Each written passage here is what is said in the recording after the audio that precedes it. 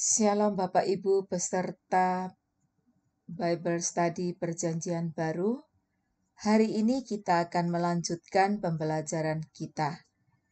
Kita sudah sampai di Injil Lukas pasal 15 dan hari ini kita akan belajar seluruh ayatnya dari ayat 1 sampai 32. Dalam Injil Lukas 15 ada 3 perumpamaan yang Tuhan Yesus berikan sebagai tanggapan atas ketidaksetujuan orang-orang Farisi dan ahli-ahli Taurat terhadap sikap Tuhan Yesus yang selalu menerima bahkan makan bersama-sama pemungut cukai dan orang-orang berdosa. Bagi orang-orang Farisi dan ahli-ahli Taurat, hal itu merendahkan martabat Tuhan Yesus.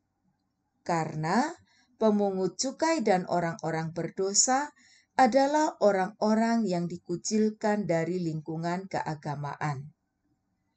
Orang-orang Farisi dan ahli-ahli Taurat menganggap dirinya orang yang benar, orang yang suci, yang tidak boleh bersinggungan dengan para pemungut cukai dan orang-orang berdosa. Berbeda sekali dengan sikap Tuhan Yesus. Tuhan Yesus mau berada bersama, bahkan makan bersama dengan para pemungut cukai dan orang-orang berdosa. Terhadap sungut-sungut atau protes orang-orang Farisi dan ahli-ahli Taurat itu, Tuhan Yesus memberikan 3 perumpamaan, yaitu perumpamaan domba yang hilang, perumpamaan dirham yang hilang, dan perumpamaan anak yang hilang. Bagian pertama kita melihat perumpamaan domba yang hilang dan dirham yang hilang. Dalam perumpamaan domba yang hilang dikisahkan tentang seorang yang mempunyai 100 ekor domba, lalu hilang 1 ekor. Apa yang dilakukan pemilik domba? Sang pemilik domba ini tidak berpikir bahwa ia masih mempunyai banyak dan mengabaikan yang seekor itu. Artinya, di depan pemilik domba, setiap domba berharga di matanya. Semua sama istimewanya, sehingga kehilangan 1 ekor domba membuat dia sedih. Karena itu, dia meninggalkan 99 domba dan mencari 1 ekor yang hilang. Dan setelah dia menemukannya, dia memikul di bahunya dan ada sukacita yang luar biasa. Karena 1 ekor domba yang hilang yang ditemukan, dia mengadakan pesta bersama dengan teman-temannya. Itu menunjukkan sukacita yang dimiliki atau yang didapat oleh pemilik domba ini tadi. Lalu di kisah dirham yang hilang, ada kisah yang pernah saya baca mengenai dirham ini. Bagi seorang perempuan Yahudi pada waktu itu, dirham adalah hal yang istimewa, sangat berharga. Karena dirham itu diberikan oleh ayahnya dalam rangka persiapan pernikahan. Dirham itu adalah hiasan kepala perempuan dan ada 10 dirham. Ketika 1 dirham hilang, maka nilainya akan berkurang. Arti dari perumpamaan domba yang hilang dan dirham yang hilang ini sama. Domba yang hilang dan dirham yang hilang melambangkan orang berdosa. Betapa besarnya kasih Allah bagi orang berdosa. Ia mencari dan menemukannya. Dalam perumpamaan domba yang hilang diakhiri dengan kata dalam Lukas 15 ayat 7 yang berkata seperti ini. Aku berkata kepadamu, demikian juga akan ada sukacita di sorga, karena 1 orang berdosa yang bertobat, lebih daripada sukacita karena 99 orang benar yang tidak memerlukan pertobatan. Sedangkan dalam perumpamaan dirham yang hilang, diakhiri dengan kata dalam Lukas 15 ayat 10 yang berkata, "Aku berkata kepadamu, demikian juga akan ada sukacita pada malaikat-malaikat Allah karena satu orang berdosa yang bertobat." Apa pembelajaran yang kita bisa ambil dari perikop ini? Yang pertama, Tuhan Yesus mengasihi orang berdosa. Dia tidak menghendaki seorang pun binasa. Karena itu, Ia datang untuk mencari dan menyelamatkan yang hilang. Yang kedua, jika saat ini kita sedang berada dalam situasi terhilang, maka kita adalah target Allah untuk menyelamatkan. Tuhan mau saya dan saudara diselamatkan. Beri diri ditemukan oleh Allah. Jangan sia-siakan kepedulian Allah. Lalu yang ketiga, ada sukacita besar di sorga saat satu orang bertobat. Pertobatan kita membuat sorga bersukacita. Mari kita hidup dalam pertobatan dan hasilkan buah pertobatan. Selanjutnya, kita melihat perumpamaan tentang anak yang hilang. Dalam perumpamaan ini ada dua orang anak yang hidup bersama ayah mereka. Dua orang anak itu disebutkan si sulung dan si bungsu. Kalau kita baca dengan seksama, sebenarnya kedua anak itu sama-sama terhilang. Si sulung hilang dalam rumah dan si bungsu hilang di luar rumah. Budaya Yahudi, anak sulung mendapatkan 2 kali lipat dari anak yang lain.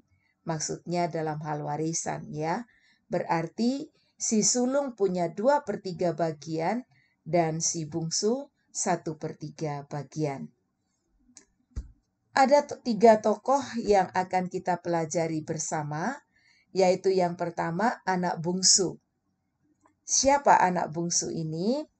Anak bungsu ini memiliki sifat yang kurang baik. Warisan biasanya dibagikan setelah orang tua meninggal. Anak bungsu meminta warisannya yang 1/3 bagian itu. Nah, setelah dia mendapatkan bagiannya, apa yang dia lakukan? Si anak bungsu keluar dari rumah dan hidup semau gue. Tidak lagi berada dalam kendali ataupun aturan sang ayah. Dia tidak mau berada dalam aturan rumah bapaknya.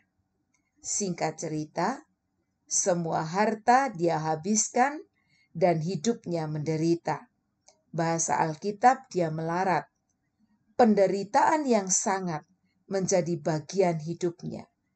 Hanya ingin mengisi perut yang lapar dengan ampas makanan babi, itu pun tidak bisa. Artinya dia tidak dapat. Jadi akibat daripada dia keluar dari rumah bapa untuk mau hidup sendiri dengan mau-maunya sendiri, hidupnya sungguh mengenaskan. Dan bahkan dia berada di dalam keadaan yang sangat terhina. Kenapa? Karena dikatakan dia bekerja menjadi tukang kasih makan babi. Ya, dan babi itu merupakan binatang yang haram bagi orang Yahudi. Sehingga sekali lagi bisa dikatakan bahwa anak bungsu ini berada di dalam keadaan yang sangat terhina. Tubuh yang kurus, pakaian yang bau, dan modelnya sudah tidak karu-karuan. Ketika berada dalam situasi yang sangat terpuruk, dalam keadaan itulah dia mulai menyadari keadaannya. Dan dia mengingat situasi yang ada di rumah ayahnya. Setelah dia sadar, dia mulai berpikir. Berpikir untuk apa? Untuk kembali dan mengakui semua kesalahannya kepada ayahnya. Lalu dia akan minta kepada ayahnya supaya dia diizinkan untuk menjadi salah satu pekerja upahan. Dan sungguh keputusannya yang sudah bulat itu diambilnya dan dia pun melangkahkan kaki pulang ke rumah bapaknya. Yang kedua yang kita lihat adalah ayah atau bapa. Berada dalam situasi yang sedih tentunya karena dia telah ditinggalkan oleh si bungsu. Dan dia sangat merindukan kehadiran anaknya. Sehingga dia terus-menerus menunggu dan menunggu. Dikatakan ketika dari kejauhan dia melihat anaknya, sang ayah berlari dan menyongsong sang anak. Walaupun rupa si bungsu ndak karu-karuan, mungkin juga berbau gitu ya, sang ayah tidak peduli. Dikatakan pertemuan yang mengharukan terjadi. Sang ayah memeluk dan mencium anaknya. Kasih sang ayah kepada anak bungsu tidak terhalang oleh rupa yang buruk dan bau yang tidak sedap. Hati ayah sangat mulia, kasih yang tidak pernah pudar sedikit pun. Dalam pelukan sang ayah, si bungsu mulai mengakui segala dosanya. Lukas 15 ayat 21 berkata, kata anak itu kepadanya, Bapa, aku telah berdosa terhadap sorga dan terhadap Bapa. Aku tidak layak lagi disebutkan anak Bapa. Apa respon sang ayah terhadap ucapan si bungsu? Sepertinya sang ayah tidak peduli terhadap perkataan si bungsu. Sebaliknya, sang ayah berkata kepada hamba-hambanya supaya segera memakaikan jubah terbaik, mengenakan cincin pada jarinya dan sepatu pada kakinya. Lalu juga mengadakan pesta yang menyatakan sukacitanya terhadap kepulangan si bungsu. Sang ayah berkata dalam Lukas 15 ayat 24, sebab anakku ini telah mati dan menjadi hidup kembali. Ia telah hilang dan didapat kembali. Maka mulailah mereka bersukaria. Sang ayah tidak memperdulikan semua kesalahan yang dibuat si bungsu. Yang dia tahu, anaknya telah mati dan menjadi hidup kembali, telah hilang dan didapat kembali. Di sini kita melihat ayahnya menerima si bungsu dengan tulus. Ada penerimaan yang tulus. Selanjutnya bagaimana dengan anak sulung? Rupanya pesta dilakukan secara besar-besaran. Dan ketika si sulung mengetahui bahwa ayahnya mengadakan pesta atas kepulangan adiknya, reaksi si sulung marah. Lukas 15 ayat 28 sampai 30 mengisahkan bagaimana situasi si sulung pada waktu itu. Dikatakan seperti ini. Ayat 28. Maka marahlah anak sulung itu dan ia tidak mau masuk. Lalu ayahnya keluar dan berbicara dengan dia. Tetapi ia menjawab ayahnya, katanya, telah bertahun-tahun aku melayani Bapa dan belum pernah aku melanggar perintah Bapa. Tetapi kepadaku belum pernah Bapa memberikan seekor anak kambing untuk bersukacita dengan sahabat-sahabatku. Tetapi baru saja datang anak bapa yang telah memboroskan harta kekayaan bapa bersama-sama dengan pelacur-pelacur. Maka bapa menyembelih anak lembu tambun untuk dia. Ini merupakan luapan kemarahan terhadap ayahnya dan juga sikap iri hati si sulung terhadap si bungsu. Si sulung benar-benar dikuasai oleh emosi yang marah dan iri hati. Si sulung merasa selama ini sudah menjadi anak yang berbakti, tidak pernah menyusahkan ayahnya, tidak pernah melanggar perintah ayahnya. Tapi ayahnya tidak pernah memperlakukan dia seperti kepada adiknya.